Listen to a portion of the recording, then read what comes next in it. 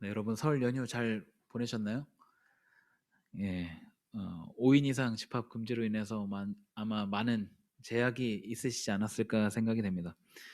이렇게 명절을 보내고 나니까 다시 한번 좀 일상의 소중함에 대해서 좀 생각을 해 보게 되는 시간이었던 것 같습니다. 제가 중요한 광고를 두 가지 정도만 먼저 말씀을 좀 드리려고 하는데요. 우리 단체방에 광고가 되고 있었는데, 그리고 우리 광고 시간에 행정국장님도 이야기하셨고, 다음 주 2월 21일에 2단 대책 세미나가 있습니다. 알고 계셨죠? 예, 2단 대책 세미나가 있고, 제가 하는 게 아니라 우리 김충일 강도사님을 모셔서 이제 이제 말씀을 듣고 이렇게 좀 시간을 가지려고 합니다.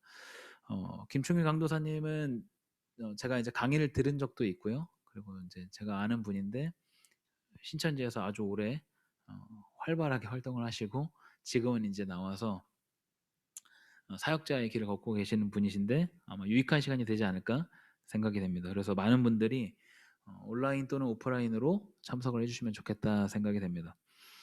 한 가지 더 광고 드릴 거는, 지난주 주일이었죠. 지난주 주일이 저희가 성경통도 같이 진행하는 거에서 사복음서가 끝나는 날이었습니다. 그래서 주일부터 이제 사도행전이 다시 시작이 됐는데, 어, 이제 단체방에 다음 주 이제 읽어야 되는 본문을 이제 제가 올려드리죠. 그래서 하루에 얼만큼 읽을 수 있게.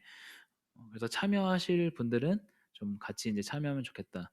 그리고 여태까지 뭐 놓쳤거나 아니면 참여하지 못하셨던 분들은 처음부터 하시려고 하면 좀 어렵고요. 지금 하는 부분부터 시작하시면 좋겠다 생각이 됩니다. 그리고 이제 매주 개관을 이제 같이 업로드를 하고 있으니까 보시면서 하시면 좋을 것 같다 생각이 됩니다. 아시겠죠? 네. 오늘 예배 후에는 목장 모임이 없습니다. 제가 이제 목장 리더들하고 매주 토요일 날 오전에 리더 교육을 하는데, 그때 이제 리더 교육을 하면서 목장 모임 때 다뤄야 될 내용을 이제 같이 공부하기도 하고 이제 질문도 주고받고 합니다. 그런데 이제 어제가 설 연휴 기간이어 가지고 설 연휴 때 전체 리더 교육을 하는 것은 조금 비인간적인 일인 것 같아서 어제는 모이지 않았습니다. 그래서 덕분에 오늘 목장 모임이 없게 됐고요. 목장 모임이 없는 김에 제가 좀 생각을 하면서 2월은 사실 하나님 나라, 누가복음에서 볼 수 있는 하나님 나라에 대해서 좀 같이 다루고 있었는데, 조금 잠깐 다른 주제를 이야기하면 좋겠다 생각이 돼서 좀 다른 주제를 오늘 한번 다루려고 합니다. 최근에 새롭게 떠오르는 SNS가 있죠. 여러분이 많이 아시는 분도 계실 거라 생각이 되는데, 바로 클럽하우스입니다. 여러분 클럽하우스 아시나요? 어, 최근에 많은 사람들이 사용하고 있는데 막 대중적으로 확 알려지지는 않은 것 같다 생각이 되는데, 저도 한번 발을 담가 봤습니다. 그래서 몇 번 이제 방도 들어가 보고 이야기도 듣고 했었는데, 잘 모르시는 분을 위해서 클럽하우스를 잠깐 소개를 하면, 음성 채팅 플랫폼이라고 할 수 있고요. 어, 처음에는 셀럽들하고 대화를 나눌 수 있다는 점 때문에도 굉장히 이제 인기를 많이 얻었던 것 같습니다. 제가 그제 들어갔을 때 누가 있었냐면, 어, 그제 들어갔을 때 양파도, 여러분 가수 양파 아세요? 네, 가수 양파도 있었고요.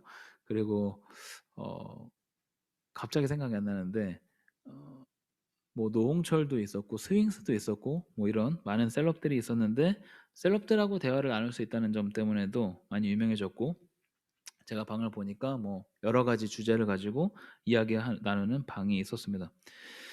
그래서 최근에 클럽하우스 때문에 밤을 새는 사람들이 많아지고 있다는 이야기도 있고요.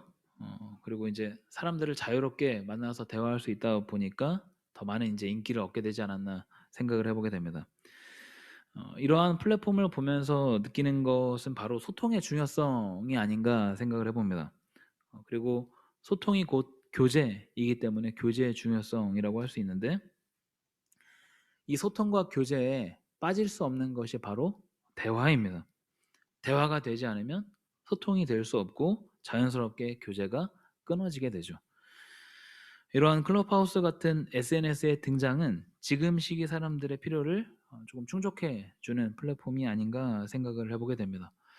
그래서 오늘 여러분과 같이 나눌 주제는 바로 교제입니다. 교제라는 것은 사실 굉장히 중요한, 예전부터 지금까지 한 번도 안 중요한 적이 없었던 굉장히 중요한 이슈입니다. 왜냐하면 우리가 살아가는 세상이 사실 관계로 이루어져 있다고 볼 수 있기 때문이죠. 관계가 존재하지 않는다면 사실은 우리가 살아갈 목적을 잃는 것과도 같습니다. 내가 음악을 하는데 들어줄 사람이 없다? 내가 말씀을 가르치고 공부하고 가르치는데 이것을 배울 사람이 없다라는 것. 내가 회사를 다니는데 이 회사에서 만드는 소비재를 쓸 사람이 없다라고 한다면 성립될 수 없는 일들이겠죠. 그래서 관계는 존재 이유와 굉장히 직결되는 문제라고 할 수 있습니다.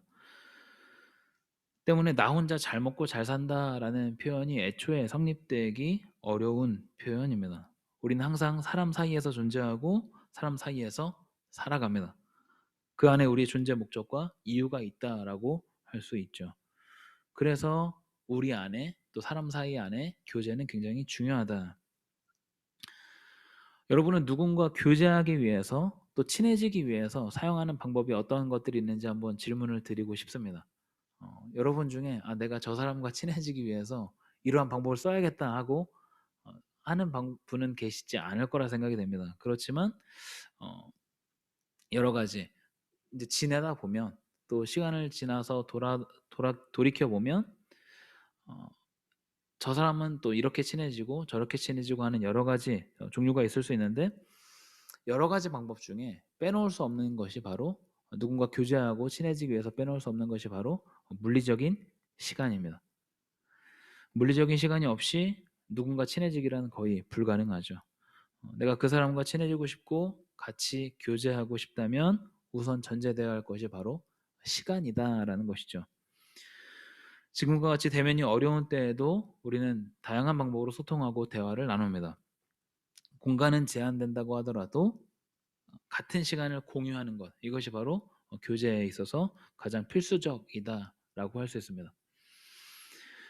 그리스도인으로서 우리가 사람 사이의 교제뿐 아니라 굉장히 중요한, 꼭 기억해야 할 교제가 있는데 그것이 바로 본문에서 이야기하는 것과 같이 하나님과의 교제입니다. 사람 사이의 교제가 중요하다면 하나님과 우리와의 교제도 당연히 중요하다고 볼 수 있죠. 이러한 교제가 없다면 관계에 어려움을 갖게 되고 친밀도에 문제가 생기게 됩니다. 우리가 믿는 하나님이 때로 조금 멀게 느껴진다면 우선 생각해 봐야 할 것이 바로 이 교제에 대한 부분이라고 생각해 볼 수 있습니다. 온라인으로 모든 것이 전환되는 시대를 살아가면서 우리가 어떻게든 교제할 방법을 찾고 있는데 이 하나님과의 교제에 있어서는 오프라인이든 온라인이든 사람들이 사실 크게 관심을 갖지 못했던 것은 아닌가라는 생각을 해보게 됩니다. 오프라인이든 온라인이든 하나님과의 교제는 영향을 받지 않음에도 불구하고 우리가 여기에 대해서는 많이 관심을 기울이지 못하지 않았을까. 저는 여러분께 하나님과의 교제에 있어서 전혀 문제가 없으셨던 한 분을 좀 소개해 드리려고 하는데 바로 예수님이십니다. 오늘 본문을 다시 한번 읽어보겠습니다. 누가복음 5장 16절인데요. 누가복음 5장 16절 짧은 구절인데 같이 한번 다시 읽어보겠습니다. 시작. 예수는 물러가사 한적한 곳에서 기도하시니라. 예수님께서 한적한 곳으로 가셔서 기도하셨다라는 굉장히 간단한 내용입니다. 우리는 예수님과 기도를 연결하는 일에 있어서 아무런 거리낌을 느끼지 못하죠. 예수님이 기도하셨네 라고 해서 뭔가 의아해하거나 라는 분은 없으실 거라 생각이 됩니다. 그런데 가만히 생각해 보면 예수님이 과연 기도하실 필요가 있었을까라는 생각을 해보기도 합니다. 만약에 다른 종교에서 말하는 것처럼 기도가 전능자에게 무언가를 요청하는 것 아니면 나의 심리적인 만족 때문이라면 예수님이 과연 기도하실 필요가 있었을까? 예수님은 하나님의 아들이자 하나님과 동등한 분이신데 그런 분이 하나님께 요청하거나 아니면 자기 어떤 만족을 얻거나 하기 위해서 기도할 필요는 없으시리라 생각이 됩니다. 그런데 예수님께서 기도하셨다는 내용을 보면 그것도 상당히 많은 부분 기도에 대한 내용을 다루는 것을 보면 기도는 단순히 뭔가를 요청하는 것이 아니라는 것을 알 수 있습니다. 그것보다 더 많은 의미, 더 중요한 의미를 갖고 있는데 그것은 바로 기도는 곧 하나님과의 교제라는 사실입니다. 그래서 예수님께서 공생의 기간, 그러니까 공적인 삶을 사셨던 이 3년의 기간 동안 시간을 따로 떼서 하나님과 교제하고 대화를 나누는 시간을 계속해서 가지셨던 것이죠. 오늘 본문의 배경을 좀 어, 간단하게 좀 살펴보도록 하겠습니다. 오늘 5장 16절을 같이 읽었는데요. 5장 12절부터 16절까지가 하나의 이야기입니다. 한 가지 사건을 다루는데 그 사건은 나병 들린 사람을 예수님께서 고쳐주신 사건입니다. 나병은 문둥병이라고도 하고요. 현대의학에서는 한센병이라고 합니다. 당연히 예수님 당시에 한센병을 고칠 재간은 없었습니다. 한센병이 걸리면 자연스럽게 낫기를 기다리는 수밖에 없었는데 이러한 사람들에게 병 고침을 받는 것, 한센병이 낫는 것, 그것이 곧 구원이죠. 그래서 13절은 이렇게 기록합니다. 13절 제가 한번 읽어보겠습니다. 예수께서 손을 내밀어 그에게 대시며 이르시되 내가 원하노니 깨끗함을 받으라 하신대 나병이 곧 떠나니라. 예수님의 한마디에 병이 나았죠. 당연히 이슈가 됐을 거라 생각이 됩니다. 오늘날로 비교하자면 예수님께서 말기 암 환자를 한마디로 고쳐주신 것과 같습니다. 사람들이 당연히 주목할 수밖에 없었고 소문에 소문이 이어졌습니다. 그리고 많은 사람들이 몰리죠. 그런데 이때 예수님이 어떠한 반응을 보이셨는가? 그들의 필요, 몰려든 많은 사람들의 필요를 하나하나 다 채우셨던 것이 아니라 사람들을 피해서 한적한 곳으로 가셨다. 그리고 기도하셨다라는 것이 오늘 본문의 내용입니다. 이 부분까지 읽어보면 예수님이 약간 정이 없으신 분은 아닌가 하는 생각을 해보기도 합니다. 사람들이 다 저마다의 아픔과 또 고통이 있어서 예수님을 찾아왔는데 여기에 응답하기보다는 이 자리를 피하셨다. 예수님은 왜 그러셨을까요? 예수님의 행동을 보면서 오늘 우리가 기억해야 될 굉장히 중요한 원칙이 있습니다. 예수님은 어차피 사람의 몸으로 오셨기 때문에 모든 일을 다 하실 수는 없었습니다. 그리고 예수님은 이 공생의 기간은 3년이라는 제한된 시간이었고 이 안에 제 아들을 양육해야 하는 목적을 갖고 계셨습니다. 물론 제 아들을 양육하는 것뿐 아니라 사람들의 필요를 채워주시기도 했죠.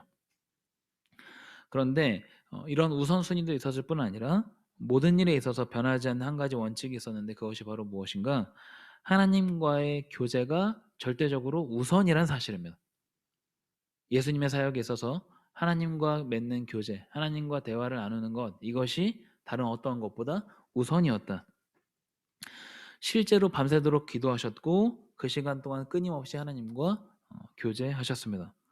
모든 사역을 항상 하나님과 함께 하셨다라는 것을 이야기합니다. 우리가 잊지 말아야 할 것, 하나님과의 교제가 우선이고 사역은 그 다음입니다. 아무리 절박한 상황이라고 하더라도 내 의욕이 앞서거나 내 생각이 앞서면 그때부터는 하나님의 일이 아니라 내 일이 되는 것이죠. 우리는 교회에서 종종 그런 경우를 발견합니다. 내가 봤을 때 조금 답답하거나 어, 좀 내가 봤을 때 잘 일이 진행되지 않는 것 같으니까 자신의 경험과 지식을 살려서 일을 진행하죠. 일은 잘 마무리될 수 있지만 그것은 바람직한 방향은 아니라고 할 수 있습니다. 교회는 일을 하는 곳이 아니라 하나님의 사람으로 훈련되어 가는 곳입니다.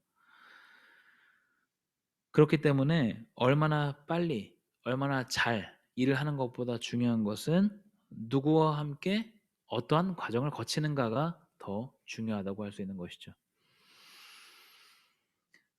그래서 교회에서 기도하면서 하나님의 뜻을 묻는 것, 이것이 더 중요하다라고 할 수 있습니다.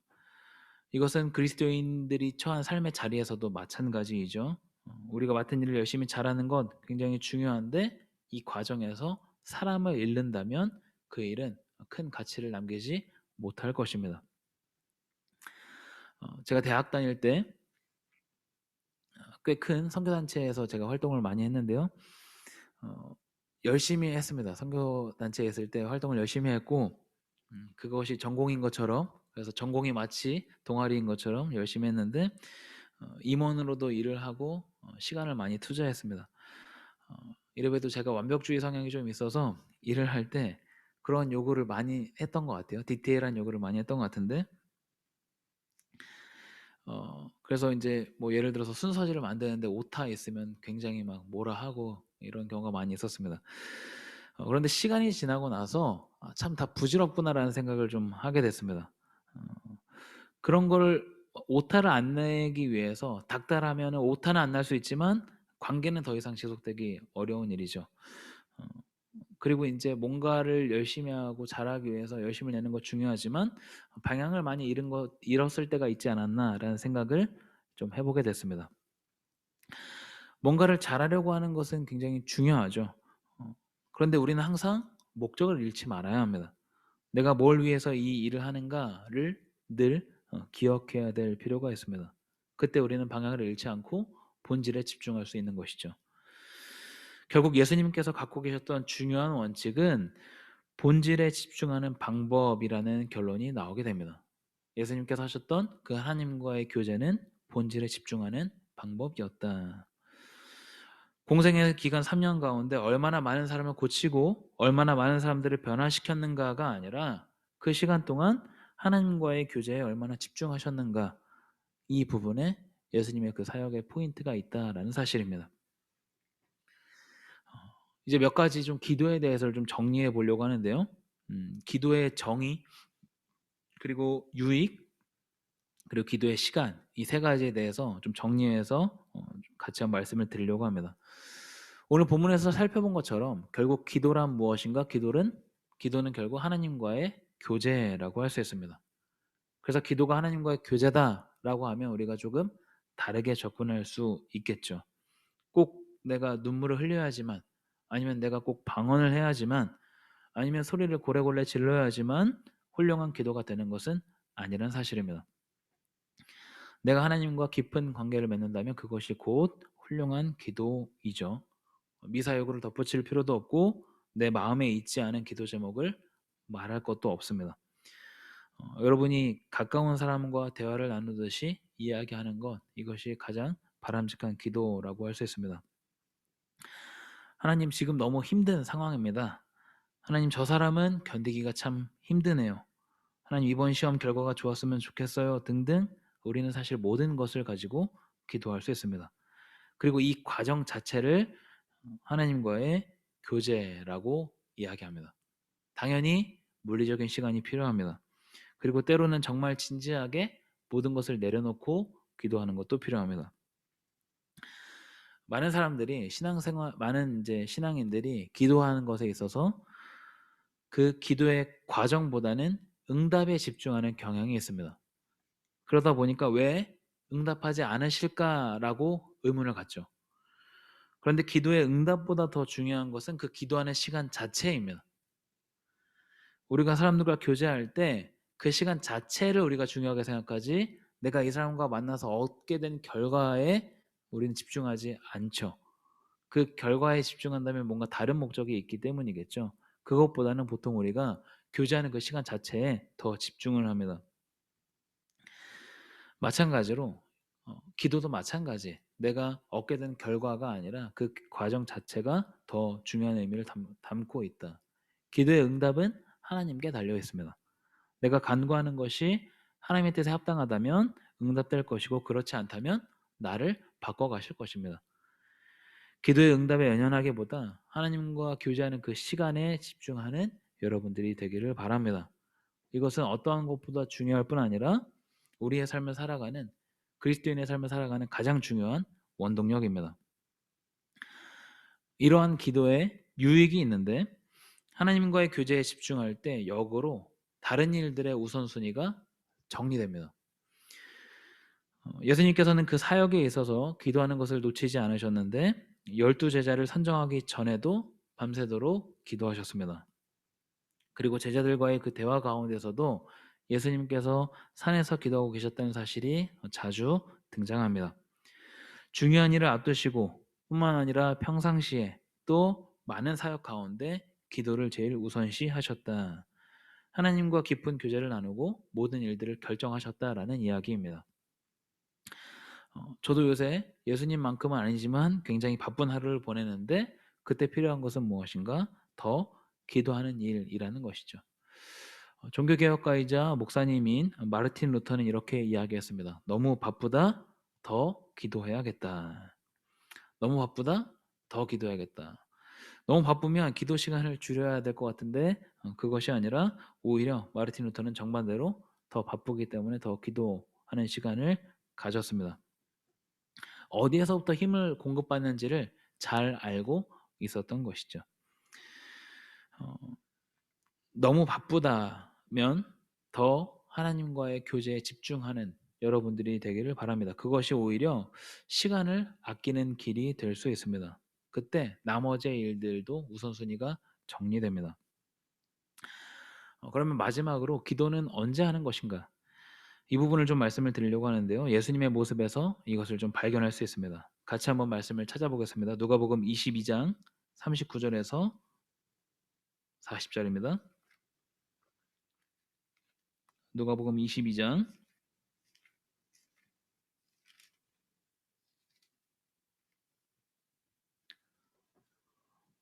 39절에서 40절.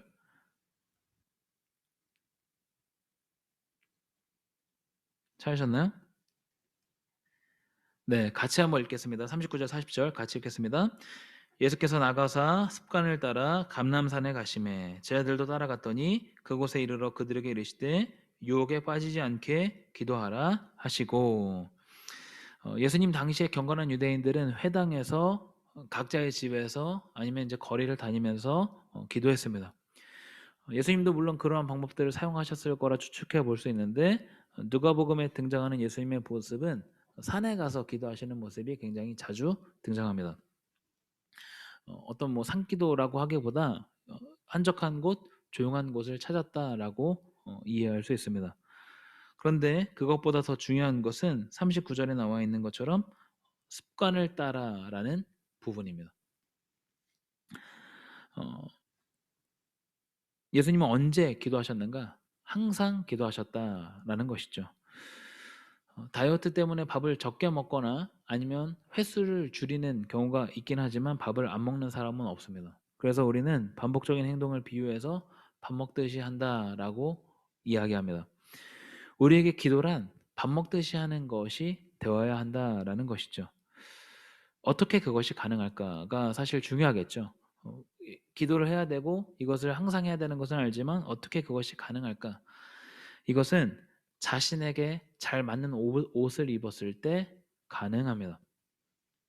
우리가 보통 생각하는 기도는 굉장히 제한적이죠. 소리내서 통성으로 기도하거나 아니면 뭐 식사기도 또 정해진 시간에 하는 기도 등등을 우리는 생각할 수 있습니다. 그런데 어, 우리가 많이 틀에 얽매여 있어서 예를 들어서 눈을 뜨고 하는 기도라던가 아니면 자리에 일어나서 하는 기도는 좀 어색할 수 있습니다. 저 역시 그러한 사고에 많이 갇혀 있었는데 이러한 생각을 좀 바꾸게 해줬던 책이 있습니다. 그래서 여러분에게 좀 소개하려고 하는데요. 화면 한번 보여주시면 좋을 것 같아요. 바로 게리 토마스가 쓴 영성에도 색깔이 있다라는 책입니다. 여러분 보이세요? 안 나오세요? 예, 예, 예. 영성에도 색깔이 있다라는 책입니다. 이 책을 보면 9가지 영성에 대해서 소개합니다.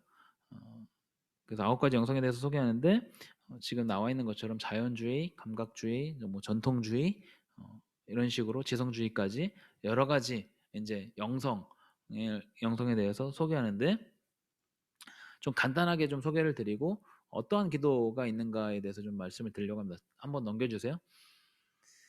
네, 그래서 자연주의 영성이 있는데 자연주의 영성이라는 것은 아마 여러분이 이 말에서 알 수 있는 것처럼 야외에서 하나님을 사랑하는 것, 하나님과 교제하는 것을 이야기합니다. 일단은 건물 밖으로 나가서 강가나 아니면 밖에 나가서 산책하면서 기도하는 것 등이 여기에 해당될 수 있습니다. 다음으로 감각주의 영성이 있는데 감각주의 영성이라는 것은 오감으로 하나님과 교제하는 것, 것을 이야기합니다. 우리 장로교 전통에서는 이것이 이제 많이 제한되어 있는데 우리는 이제 성화라고 해서 그림이 많이 없죠. 그런데 이제 어떤 성화라든가 아니면 촉각으로 우리가 느낄 수 있는 것이라든가 특히 이제 정교회 같은 경우는 예배에 빠질 수 없는 것이 바로 향입니다.